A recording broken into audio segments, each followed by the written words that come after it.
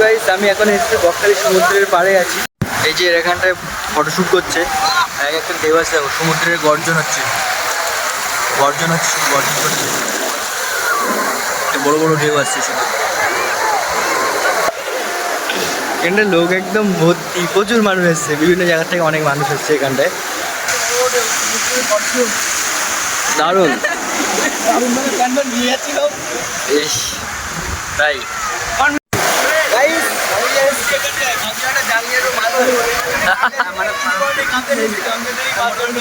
একদম octopus octopus. হ্যাঁ আজকে চাই আমরা অক্টোপাসটা নিয়ে ভেজে খেতে ওখানে।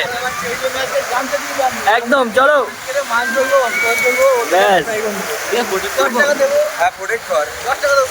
বেশি দেবো না। হ্যাঁ একদম,